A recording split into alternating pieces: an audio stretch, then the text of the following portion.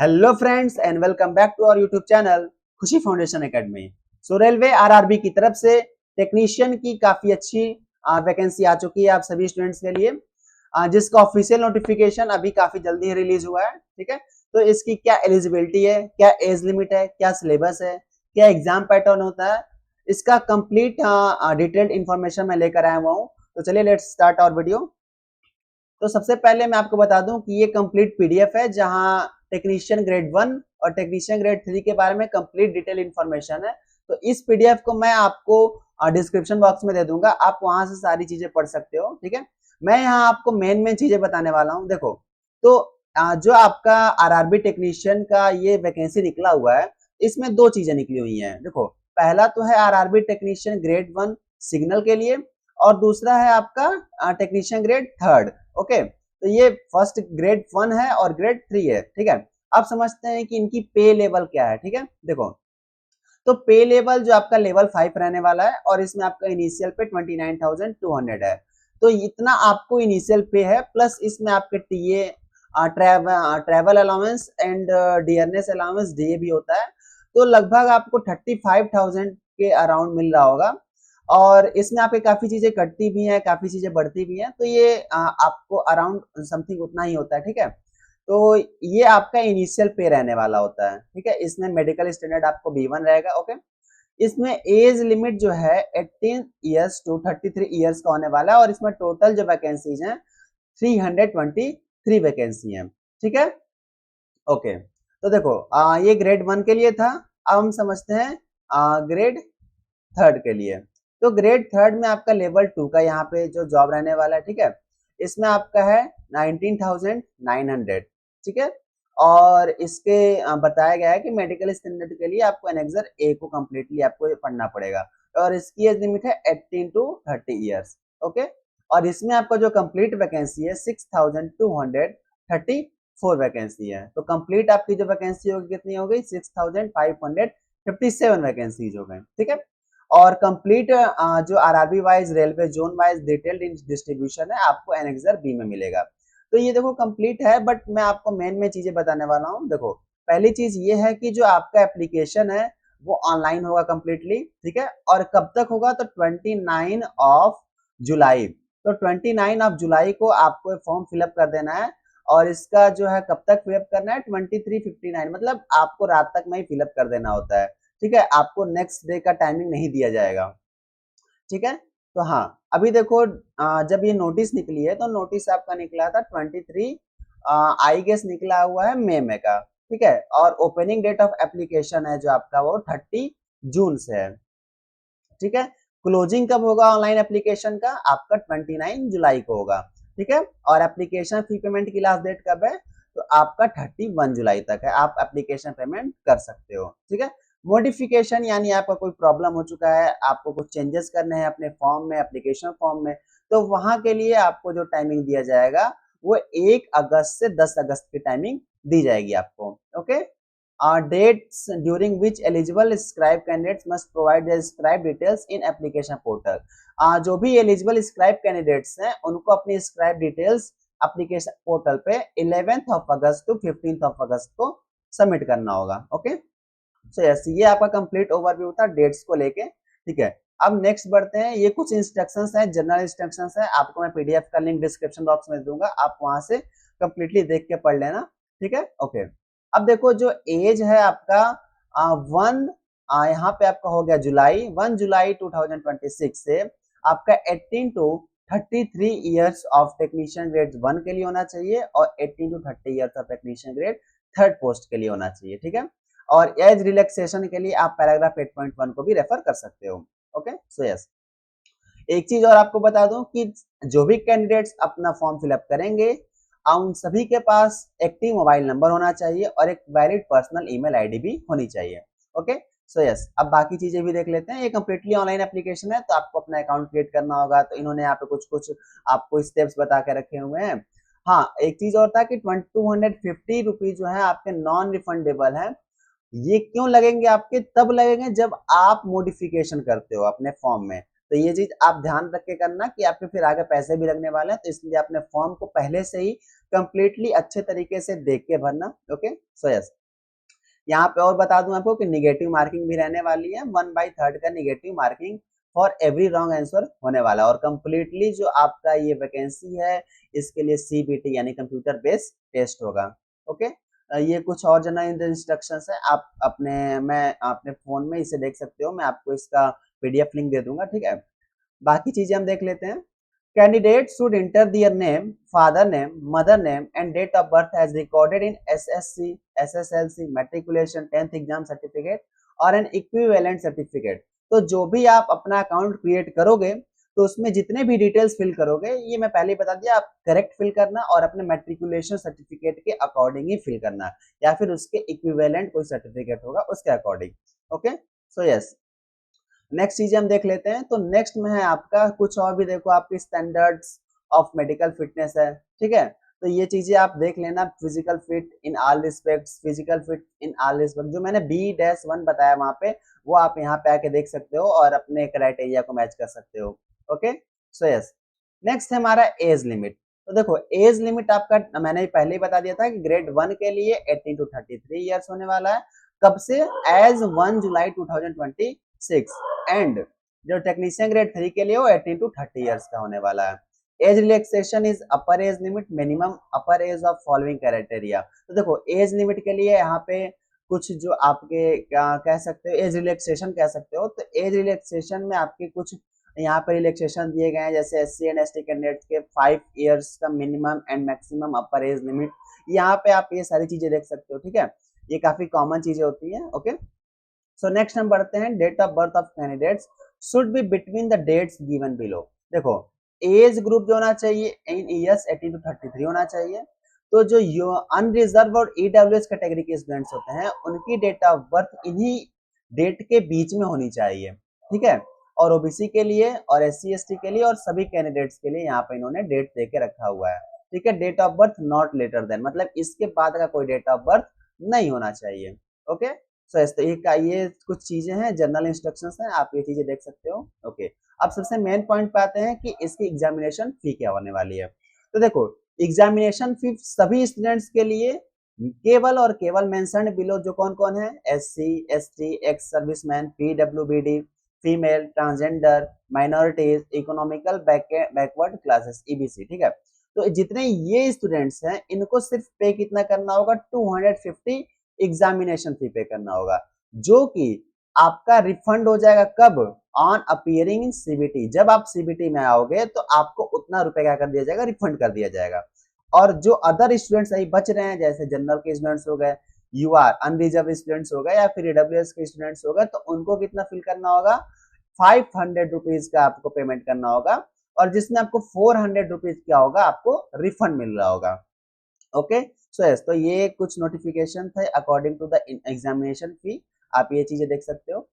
Mode क्या होना चाहिए आपका फी पेमेंट के लिए, तो फी पेमेंट के लिए आपका जो मोड होगा कंप्लीटली ऑनलाइन होगा। ऑनलाइन पेमेंट आप credit card, debit card, UPI वगैरह से कर सकते हो। ओके, सो यस, अब नेक्स्ट देख लेते हैं। नेक्स्ट हमारा क्या है, तो नेक्स्ट है हमारा कुछ चीजें और भी हैं, आप पे देख सकते हो, बेंचमार्क, डिसेबिलिटी, PWBD क्या था। तो यहाँ पे आप ये सारी चीजें डिटेल नोटिफिकेशन पढ़ सकते हो।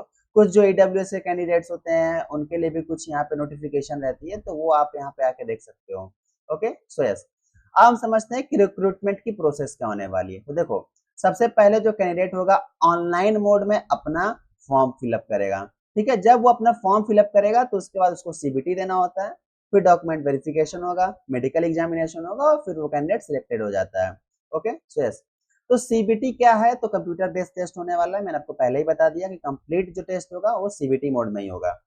पैटर्न क्या होगा, फॉर पे लेवल 5 मींस टेक्नीशियन ग्रेड 1 के लिए जो pattern and syllabus of CBT क्या है, देखो टोटल ड्यूरेशन आपको 90 मिनट्स का मिल रहा होगा और टोटल क्वेश्चंस आपको 100 होंगे। 1/3 का नेगेटिव मार्किंग है for each wrong answer. Normalization of marks होगा, क्योंकि देखो CBT मोड में काफी सारे मल्टीपल शिफ्ट्स होते हैं, तो किसी का इजी, किसी का मॉडरेट, किसी का हार्ड आ जाता है, तो इसकी वजह से नॉर्मलाइजेशन किया जाता है कि सभी स्टूडेंट्स को एक स्टैंडर्ड में लेके आया जाए। तो वहां पे जो आपको नॉर्मलाइजेशन होता है, तो आपको वहां पे कंप्लीट एक वो ट्रांसपेरेंसी दी जाती है सारे स्टूडेंट्स के अकॉर्डिंग, ठीक है। ओके। सो यस, ये आपके कुछ marks of eligibility in various communities हैं, ठीक है, ये आप देख सकते हैं यहाँ से। Marks scored in CBT shall be used for short listing of candidates. आप अपने सीबीटी में जितने भी मार्क्स पाओगे वही मार्क्स आपके स्कोर जो आप पाओगे उसको शॉर्टलिस्ट करने के लिए रिक्रूटमेंट प्रोसेस के फर्दर स्टेट में यूज किया जाएगा। ओके। सो सिलेबस क्या होने वाला है फॉर टेक्नीशियन ग्रेड 1 के लिए? तो देखो, ग्रेड 1 में आपको जनरल अवेयरनेस, तो जनरल अवेयरनेस में knowledge of current affairs, Indian geography, culture and history of India, और भी सारी चीजें हैं, जनरल साइंटिफिक टेक्नोलॉजिकल डेवलपमेंट्स। इसके अलावा जनरल इंटेलिजेंस एंड रीजनिंग के क्वेश्चंस आने वाले हैं, basic of computer and applications आने वाले हैं, मैथमेटिक्स का क्वेश्चंस रहेंगे, basic of science and engineering questions रहेंगे। तो देखो ये सारे क्वेश्चंस रहेंगे, इनके अकॉर्डिंग आप यहाँ से टॉपिक्स और सिलेबस देख सकते हो। तो मेरा सजेशन यही रहेगा कि आप सभी इसी सिलेबस के अकॉर्डिंग अपनी तैयारी करना, ठीक है। तो आपका सिलेक्शन प्रोसेस भी काफी इजी हो जाएगा और बहुत बेसिक ही क्वेश्चंस रहेंगे, मतलब आप अगर अच्छे से अपनी तैयारी करते हो तो आप इसे क्लियरली आराम से निकाल सकते हो। Okay. So yes, be motivated, आप इसे कर सकते हो। Okay. So yes, it may be noted that topic listed above the illustrative and not necessarily exhaustive, ठीक है। तो ये भी है कि जो टॉपिक्स वहां लिस्टेड हैं वो इलस्ट्रेटिव है एंड नॉट नेसेसरली एग्जॉस्टिव, मतलब सिर्फ और सिर्फ इसी से नहीं आएगा, बट हाँ ये आपको कंप्लीट ओवरव्यू दे देता है, मैक्सिमम क्वेश्चंस इसी से रहते हैं, ठीक है। सो यस, ताकि कोई बच्चा क्लेम ना कर पाए कि ये हमारे सिलेबस से बाहर का क्वेश्चन था, इस वजह से उन्होंने यहाँ पे लाइन लिख के रखी हुई है, ठीक है। सो यस, बट हाँ आप सिर्फ इसी सिलेबस से बेस्ड ना हो ना, आप इन सारे सिलेबस को पहले कंप्लीट करो, फिर उसके बाद आपको कुछ बचता है तो आप उसे कंप्लीट करो, ताकि आपका सिलेक्शन प्रोसेस काफी इजी हो जाए और आप काफी अच्छे मार्क्स आप गेन कर पाओगे। ओके। सो यस, देखो टेंटेटिव सब्जेक्ट्स ब्रेकअप समझ जाते हैं फॉर मार्क्स ग्रेड 1 के लिए। तो ग्रेड 1 में देखो जनरल अवेयरनेस है, number of questions 10, marks for each section 10। General intelligence है, number of question 15, marks for each question 15। Basic of computer application है आपका 20 और marks of each question 20। Mathematics के लिए 20 और मैथमेटिक्स के लिए मार्क्स 20, मतलब एक एक नंबर के रहने वाले 35। तो टोटल जो हो जाएगा आपका 100 नंबर का मार्क्स, 100 मार्क्स का हो जाएगा। तो ठीक है, ये subject distribution give above is merely indicative, मतलब कहने का मतलब ये है कि जो डिस्ट्रीब्यूशन है वो अराउंड टू रहेगा, बट क्वेश्चन पेपर में कुछ कुछ चीजें चेंज हो सकती हैं, तो इसके लिए आप पहले से वेल प्रिपेयर्ड रहना। ओके। सो यस, अब हम टेक्नीशियन ग्रेड 3 के लिए पैटर्न एंड सिलेबस देख लेते हैं। तो इसमें भी आपको 90 मिनट्स एंड टोटल क्वेश्चन 100 रहने वाले हैं, 1/3 की मार्किंग होगी। बाकी ये चीजें आप देख सकते हो, एलिजिबिलिटी क्राइटेरिया अपने अकॉर्डिंग, ठीक है। सीबीटी होगा तो आप सभी जगह मल्टीपल शिफ्ट में होगा तो आपको नॉर्मलाइजेशन भी होगा ही यहाँ पे।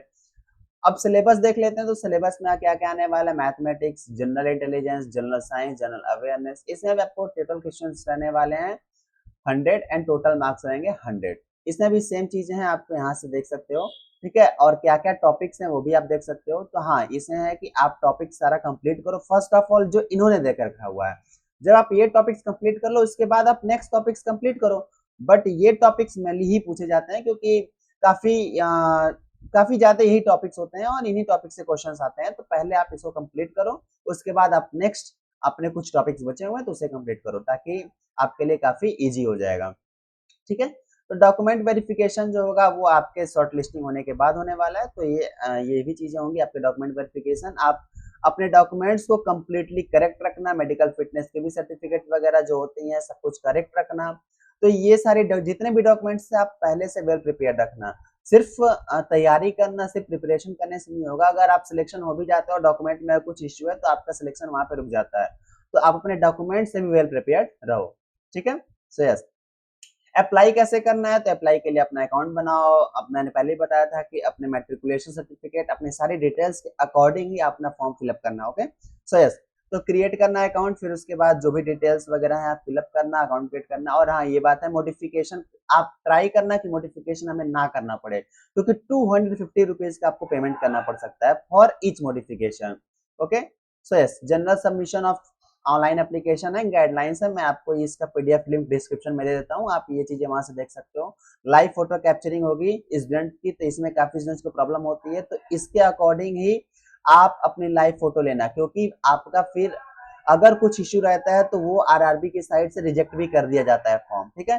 तो आप अपनी सारे डॉक्यूमेंट की साइड से वेल प्रिपेयर्ड रहना। ओके। सो ये कुछ सिग्नेचर के स्पेसिफिकेशंस हैं, कुछ आपके फोटोज के स्पेसिफिकेशंस रहेंगे, कैसे हैं कैसे नहीं, तो ये सारी चीजें आप देख कर ही अपने फॉर्म को फिलअप करना। ओके, सो यस, यहाँ पे आपके वेबसाइट्स दिए हुए हैं, सारे सारे जितने भी आरआरबीज हैं, जैसे अहमदाबाद के लिए आरआरबी ahmedabad.gov.in है, अजमेर के लिए आरआरबी ajmer.gov.in है, तो ये चीजें आप यहाँ से देख सकते हो। ओके, सो यस, मॉडिफिकेशन करने के लिए मैंने पहले ही बताया कि आपको 250 रुपीज का नॉन रिफंडेबल, ये रिफंड भी नहीं होगा, आपको पेमेंट करना पड़ेगा अगर आप कोई भी मॉडिफिकेशन करते हो। ठीक है, इनवैलिड एप्लीकेशन और रिजेक्शन के बारे में पहले ही बता दिया है कि अगर आप कुछ मल्टीपल अकाउंट फिल करते हो या फिर डिफरेंट टाइप की कुछ चीजें ऐसे करते हो जो कि इनवैलिड हो, ठीक है, सस्पेंस में डाले या फिर कुछ इस टाइप का हो, तो आपको उस चीज के लिए रिजेक्ट भी किया जा सकता है। ओके, सो यस, अब देखो टेक्नीशियन ग्रेड 1 के लिए कौन कौन एलिजिबल कैंडिडेट्स हैं। तो जो भी candidates bachelor of science in physics BSc करके रखे हुए हैं, इलेक्ट्रॉनिक्स ब्रांच में, कंप्यूटर साइंस में, इंफॉर्मेशन टेक्नोलॉजी में, instrumentation for recognized university in institute, किसी भी इंस्टीट्यूट से अगर आपने बीएससी करके रखा हुआ है या फिर बैचलर ऑफ साइंस करके रखा हुआ है, ठीक है, बीएससी करके रखा हुआ in combination of any stream of basic streams of physics, electronics, computer science, information technology, instrumentation from a recognized university या इंस्टीट्यूट। ठीक है, तो ये हो गया आपका बीएससी का हो गया, bachelor of science in physics. ठीक है, 3 इयर्स के डिप्लोमा स्टूडेंट्स के लिए भी देखो, तो जो भी 3 इयर्स डिप्लोमा स्टूडेंट्स हैं in engineering in the above basic stream और in the combination of any basic streams, जो भी आपका ऊपर बेसिक स्ट्रीम दिया हुआ है वो आप डिप्लोमा में भी कंसीडर कर सकते हो कि जो भी स्टूडेंट डिप्लोमा में इंजीनियरिंग कर रहे हैं, तो यहाँ पे जैसे आपका कंप्यूटर साइंस है, इंफॉर्मेशन टेक्नोलॉजी या इलेक्ट्रॉनिक्स है, तो यह चीजें आप देख सकते हो। डिग्री इन इंजीनियरिंग, इंजीनियरिंग में यानी बीटेक के भी स्टूडेंट्स यहाँ अप्लाई कर सकते हैं। ठीक है, सो यस, तो ये है आपका टेक्नीशियन ग्रेड 1 के लिए एलिजिबिलिटी क्राइटेरिया, यानी कौन कौन से क्वालिफिकेशन आपके पास होनी चाहिए, तो ये आप इस फॉर्म को फिल कर सकते हो for technician grade 1। Technician grade 3 के लिए देखो क्या क्या होने वाला, आप मेट्रिकुलेशन हो, ठीक है, एसएसएलसी प्लस आईटीआई, अगर आपने आईटीआई किया हुआ है तो आप ये फॉर्म फिलअप कर सकते हो। तो इसमें देखो आपके जैसे अलग अलग ट्रेड्स होते हैं, like fitter, electrician, electronics, mechanic, instrument mechanic, something like this, तो इतने टाइप के जितने होते हैं, तो सबके लिए अलग अलग क्राइटेरिया है। तो इसका मैं आपको जो पीडीएफ दूंगा, तो आप अपने ट्रेड के अकॉर्डिंग यहाँ से मैच कर लेना और उसके बाद अपने फॉर्म में फिलअप करना। ओके, सो तो यहाँ पे सारी चीजें दी हुई है, जैसे वर्कशॉप वगैरह के लिए है, मैकेनिकल वर्कशॉप, तो यहाँ पे उनका प्रिस्क्राइब्ड क्वालिफिकेशन दिया हुआ है, तो आप ये चीजें यहाँ से देख सकते हो। और सबसे लास्ट एंड मोस्ट इंपॉर्टेंट बात, जो वैकेंसी टेबल है, आप यहाँ से वैकेंसी टेबल देखो कि कहाँ पे कितनी वैकेंसीज हैं, किस ट्रेड में कितनी वैकेंसीज हैं, कौन से जोन में कितनी वैकेंसी है, तो आप यहाँ से कंप्लीटली देख सकते हो कि जैसे अनरिजर्व के लिए 13 वैकेंसी, एससी के लिए 5 वैकेंसी, एसटी के लिए 4 वैकेंसी, ओबीसी के लिए 10 वैकेंसी, ईडब्ल्यूएस के लिए 5 है, और कंप्लीट टोटल 37 है ट्रेड 1 के लिए, ग्रेड 1 के लिए, और ये कहाँ पे है, आरआरबी अहमदाबाद में। ठीक है, तो आप इसको क्लियरली यहाँ से देख लेना, तो ही अपने फॉर्म को फिलअप करना। ये सारी डिटेल्स आप यहाँ से कैप्चर कर सकते हो। ठीक है, कुछ चीजें और भी हैं, जैसे आपके कुछ सर्टिफिकेशंस होते हैं, तो सर्टिफिकेशंस के लिए भी आपके यहाँ पे नीचे दिया हुआ होता है, जैसे caste certificate for SC ST students, तो उनका यही फॉर्मेट होना चाहिए। ओबीसी एंड सीएल के लिए ये फॉर्मेट होना चाहिए, सेल्फ डिक्लेरेशन के लिए ये फॉर्मेट होना चाहिए। ठीक है, तो ये सारी चीजें देखो, ईडब्ल्यूएस के लिए फॉर्मेट होना चाहिए, तो ये सारी चीजें आप कंसीडर कर सकते हो। तो इसके बाद आप अपने फॉर्म को करेक्ट फिल करना, ठीक है, कोई भी प्रॉब्लम ना आए। ठीक है, अगर आपको इससे रिलेटेड कोई भी प्रॉब्लम है, कुछ भी डाउट है, तो आप कमेंट बॉक्स में कमेंट कर देना, मैं आपको उसका रिप्लाई कर दूंगा वहां पे। ठीक है, तो ये सारी चीजें थी अबाउट आरआरबी टेक्नीशियन ग्रेड 1 और ग्रेड 3 के लिए। ये काफी अच्छी वैकेंसी है और गवर्नमेंट वैकेंसी है, तो आप सभी के लिए सबसे बेस्ट जॉब होने वाली है। ठीक है, तो आप सभी इस फॉर्म को फिलअप करो, कोई भी प्रॉब्लम हो तो आप कमेंट बॉक्स में कमेंट करना। ठीक है, सो मिलते हैं नेक्स्ट वीडियो में, तब तक के लिए थैंक यू, बाय बाय।